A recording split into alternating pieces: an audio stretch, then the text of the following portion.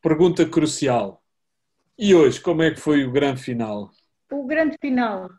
O grande final foi, como eu disse há pouco, foi no fundo a mostrarem que existia muitas linhas de investigação pela frente e que a investigação vai continuar. Acho que o que ele quis passar foi isso, que há muitas linhas de investigação em aberto, não só para estudar a causa, como depois as linhas terapêuticas que possam daí advir. Mais uma vez, a parte, se calhar, da enfermagem tinha uma linguagem mais acessível, menos técnica, digamos assim, mais de conselhos gerais, quase para o utente, que eu achei interessante. Há lá coisas muito interessantes até para podermos preparar alguma coisa e passar alguma daquela informação que achei interessante. E o resto acho que é mais informação para os médicos poderem terem informação para decidir, principalmente terapêuticas, muito resultado terapêuticos, portanto, muita comparação das diferentes terapêuticas que existem e que é importantíssimo aquelas linhas de investigação, mas mais os médicos é que terão que analisar isso melhor do que nós. Uma das coisas que eu achei interessante, e tu, como engenheira, se calhar também achaste, foi a questão dos diagramas de fluxo na enfermagem, para, de alguma forma, fazer o melhor acompanhamento daquilo que são as dificuldades do dia-a-dia dos doentes, não é? Nomeadamente na incontinência urinária e nas fezes e mesmo nas outras questões da própria espasticidade. Eu desconhecia que havia aquele tipo de fluxogramas de decisão que permitem e ajudam o enfermeiro a aconselhar melhor as pessoas. Houve uma senhora que mostrou uma série de esquemas e até uma série de guias, penso que eram usados na América, para fazer o acompanhamento do doente. E eu achei interessante, é quase à semelhança dos protocolos que existem em Portugal, aquilo era da América, mas...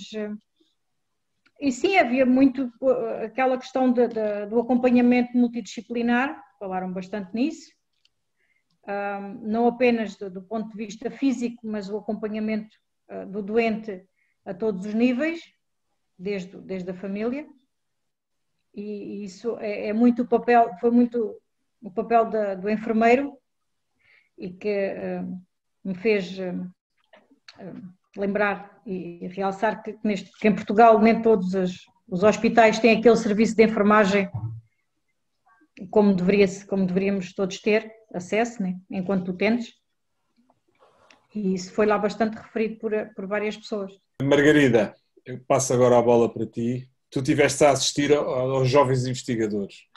O que é que te pareceu de mais interessante e estimulante daquilo que a juventude nos vai trazer? Eu, como socióloga, vou sempre para a relação social e saúde. E interessou-me este dos jovens investigadores hoje, particularmente, de referir que hoje para mim foi o melhor dia. Foi o dia em que eu percebi melhor, em que me inteirei melhor das coisas. É um mundo de coisas e era tudo novo, mas hoje já parecia que estava um bocadinho mais claro. E nestes jovens investigadores houve 2 estudos que para mim se destacaram. O primeiro, que era um estudo de avaliação do futuro.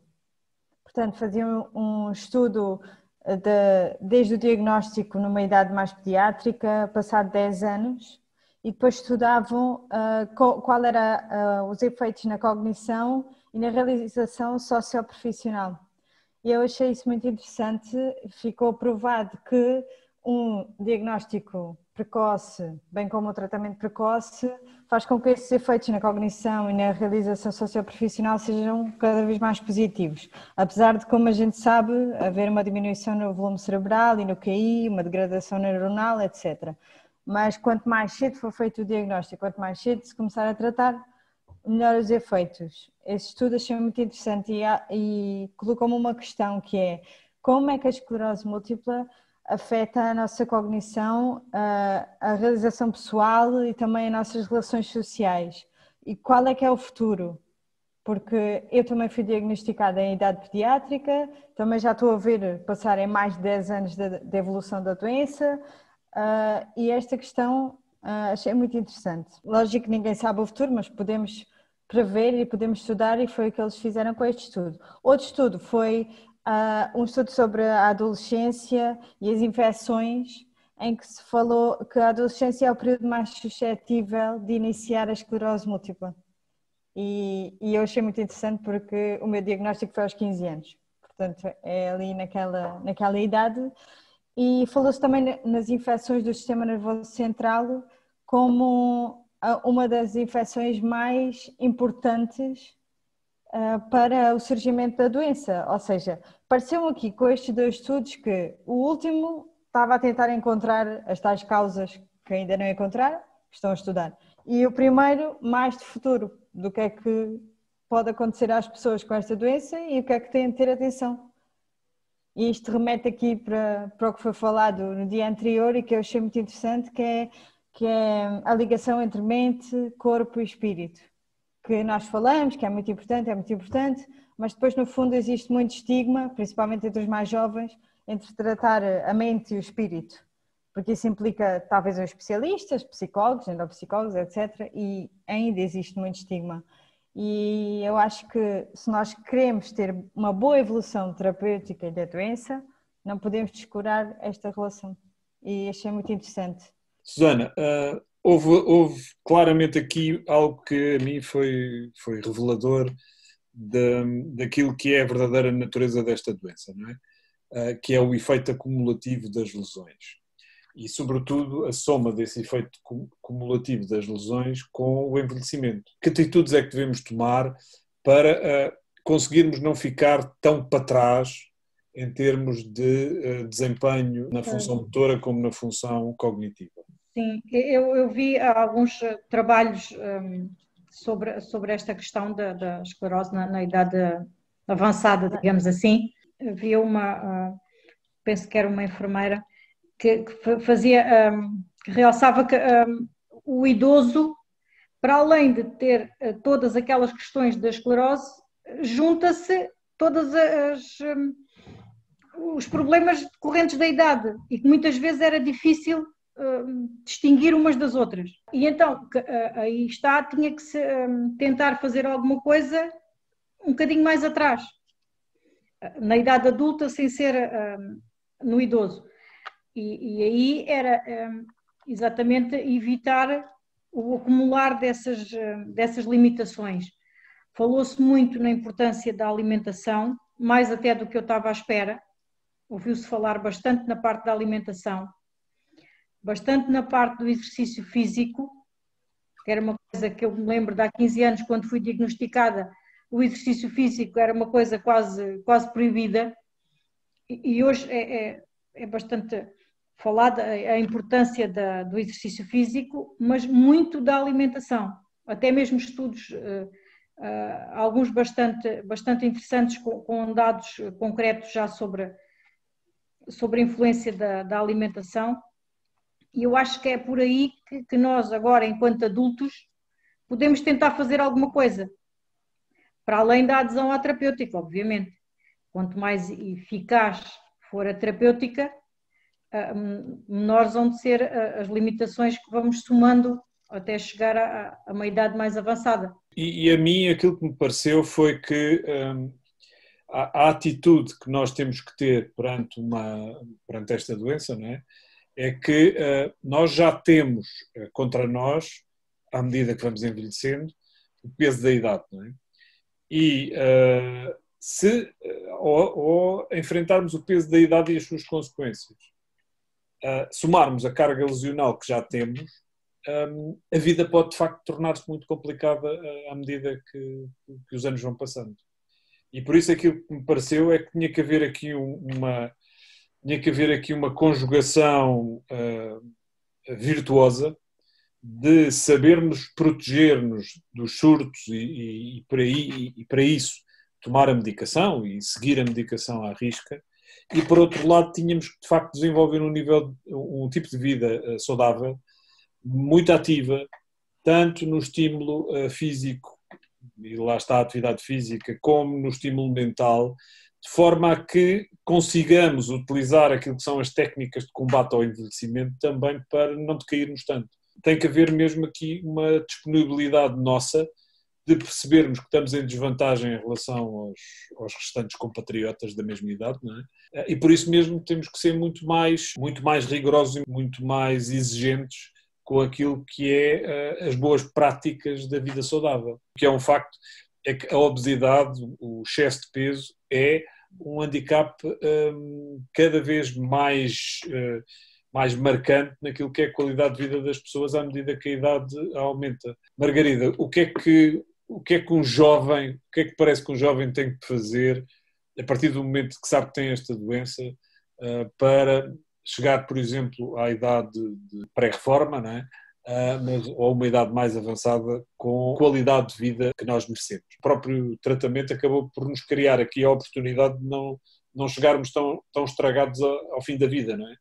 E, portanto, eu acho que essa tem que ser uma mensagem, mas nós não podemos chegar estragados por causa da doença, mas também não podemos chegar estragados por causa do nosso estilo de vida que não é saudável. Não é uma doença fácil e também não vale a pena estar aqui a dizer que isto é fácil porque não é.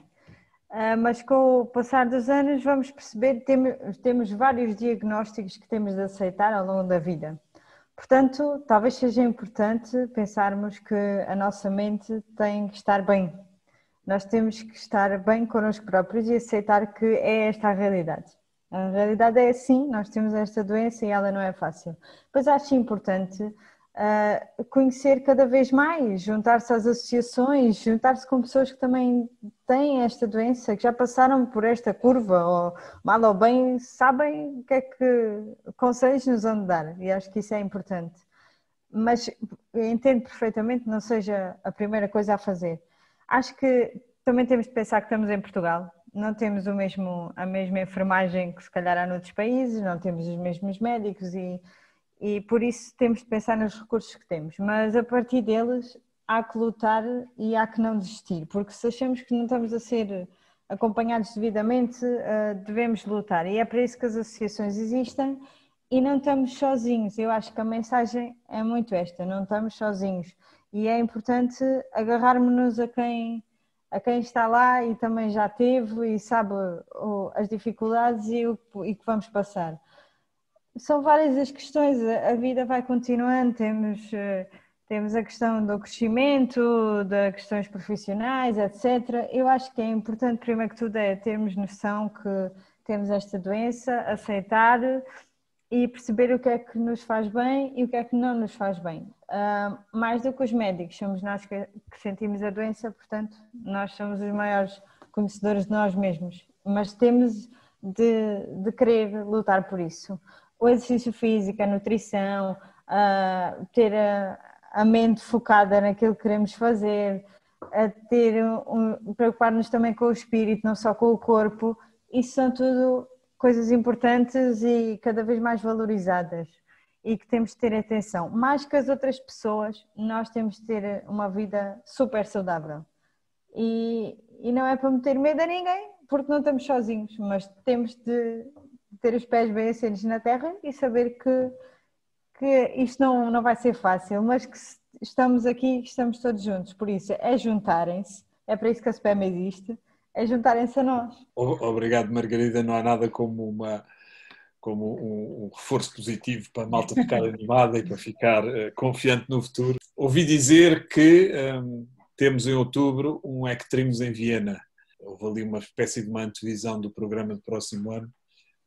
Ficaram com vontade de lá ir? Sim, os doentes devem ir e sim, os doentes devem participar e mesmo que não percebam tudo, percebem uma parte, mas é importante porque nós precisamos estar ativamente nestes congressos e em tudo que esteja relacionado com a doença, porque nós somos os principais interessados. Ok, Susana? Sim, eu fiquei super interessada, por todas as razões. Primeiro porque Viena tinha a sensação que tem aqueles palácios que eu preciso de uma semana pelo menos para ver. Mas tirando essa parte, eu acho que é muito interessante ver a continuidade daqueles estudos que vimos agora e que garantidamente daqui a um ano vão ter continuidade e certos aspectos que eu nem sabia que estavam a ser estudados, fiquei muito curiosa em saber qual é o desenvolvimento daqui a um ano. Portanto, eu acho que é quase dar uma continuidade a este ECTRIMS 2020, ver a continuidade dos estudos. Muito obrigado a ambas e vemo-nos um dia destes.